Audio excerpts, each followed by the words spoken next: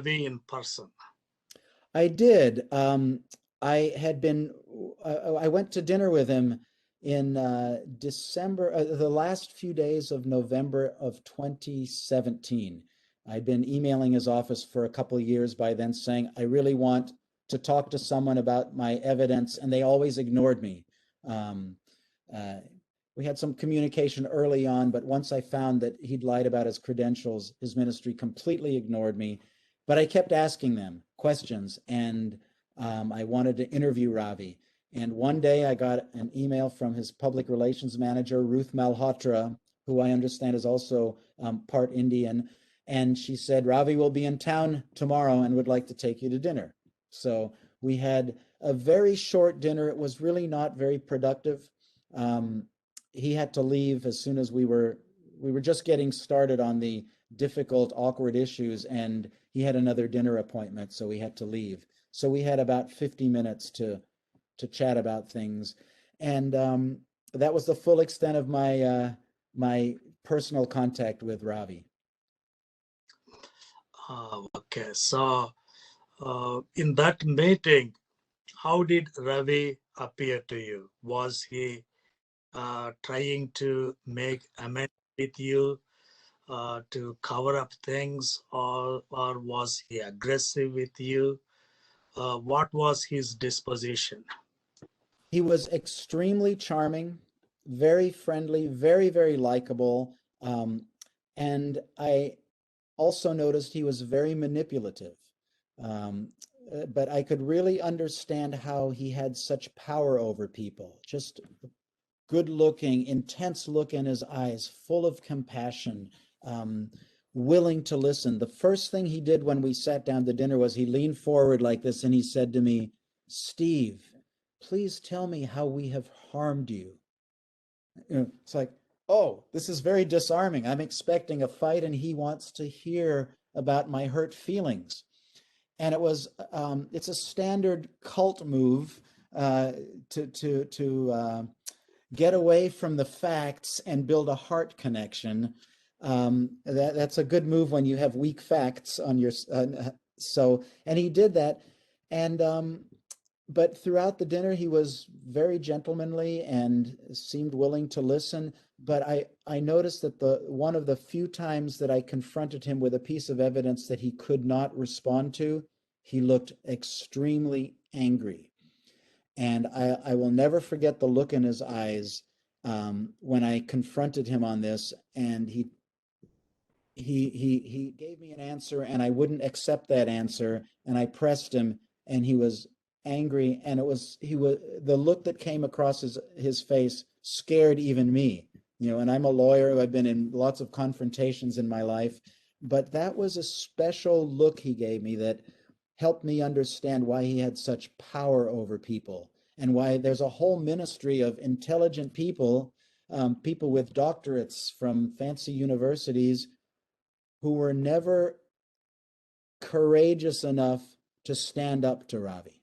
This is a very interesting psychological point about Ravi Zacharias. He had power over people, and I'm very grateful for that scary look he gave me at dinner that night because I got a sense of what that's like. So by the end of the dinner, as he was leaving, what was his view of you? Was he scared of you that you would come up with Uh, more evidence? Was he leaving, like looking at you as a friend? How did that things end? this is very interesting that you're asking me this question because I just learned something a few days ago that is really revealing about Ravi. The dinner was lovely. It was short. He had to go, but as we left, we hugged and it was very friendly. A week ago, or just less than a week ago, I learned that that same day that he and I had this nice friendly dinner where he agreed to send me some more information about an award he claimed to have won in India as a child. It was very cordial, no hostility. Um, but he wrote, that same day he wrote a very nasty piece about me, which he wanted his PR manager to publish. He accused me of some illegal conduct. He accused me of hiring private investigators to stalk him and his family. It was clear that he was really, really upset with me, and he wanted to be aggressive with me publicly.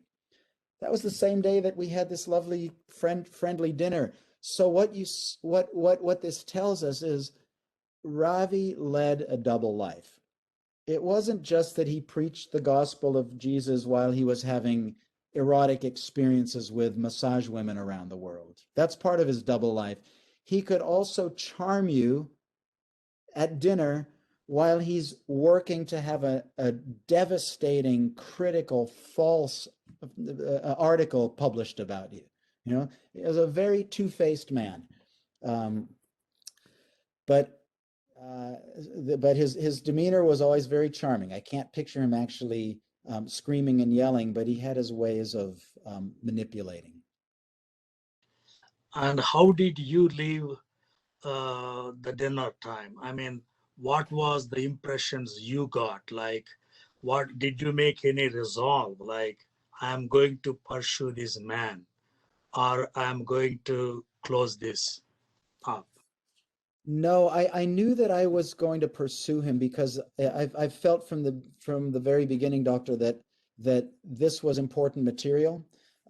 This was not just another corrupt preacher. We have them all over. I mean, you have your sadhu all over India. Some are good spiritual leaders, others are corrupt. We have that in the U.S. with preachers, a lot of corrupt preachers. But Ravi was different. He was God's apostle to the academy. You know, he was the one to get the smart people to believe the gospel. And if the smart people believe the gospel, then the less smart people should all come along as well.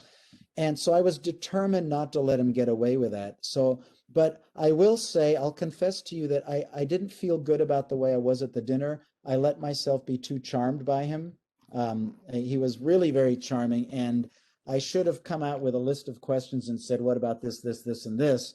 But we chatted about my upbringing in Southeast Asia. And by the time we got to my list of questions, we were so friendly, I wasn't able to be as aggressive as I wanted to be. So I wasn't a great journalist in that dinner with Ravi, but I definitely left with a feeling that with a determination to keep after him. And what we do know now, based on documents that came out a week or so ago, that he was obsessed with me. I was apparently the first person who Ravi ever had to worry about exposing him. You know, he knew that I was onto something. He knew that he'd lied about Cambridge and Oxford and about all sorts of other things, and he knew that I was not going to go away. And so he was. I mean, I've heard from several people inside his ministry that he was really worried about what I was doing, as he should have been. Did you see any anxiety on his face as you were finishing up? He was as calm as could be So he on was the calm. on the outside. Yes, yes. Was there anyone else or just two of you? His One of the lawyers from his ministry, a man by the name of Abdu Murray, who is now a senior leader at the Ravi Zacharias' ministry. Abdu Murray, he was there for the dinner as well. Abdul Murray, he is also an attorney. Yes, he So is. do you think Ravi had any attorney? Like, was he looking at from a legal dimension when he came to dinner with you? You know, I'm sure he was, but I didn't talk to Abdu very much at all. He sat there quietly for the most part. And so I don't know what his thinking was, but we do now know that he was a very aggressive defender of Ravi. He, the recent reports that have come out show him suggesting that they intimidate witnesses, the witnesses in the spa. Um, he's not a he was a hardcore Ravi loyalist and wanted to keep this truth from coming out. That's the picture that we're now getting of Abdu Murray, who, by the way, I really liked when we had dinner together. You know, I don't like him anymore, but I liked him that night. And during your years of interaction with RZIM, and looking back from this point, how do you think RZIM acted? I mean, did it fail to protect the victims?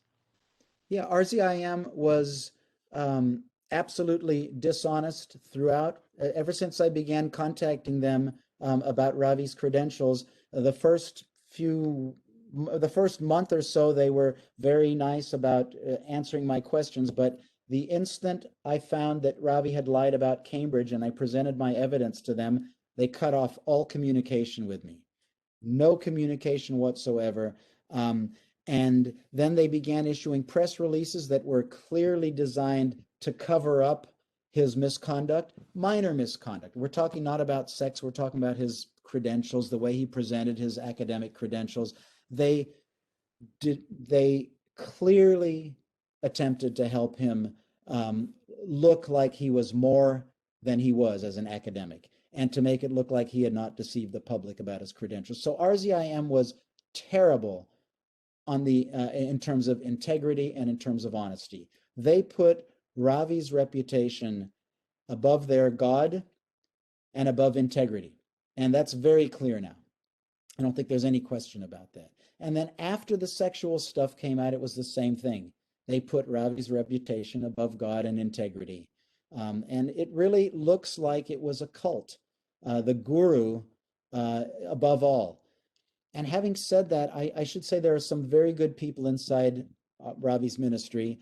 I don't know why they stayed through all this, but what's coming out from inside his ministry is some very good scholars, some very good people are really upset about what has happened in the ministry. They're upset about their blindness to what was going on around them. They regret that they didn't speak out earlier. And I appreciate these people very much for at least having the courage now to speak out and say, we were blind and this was wrong, and we regret our parts in helping the ministry cover it up.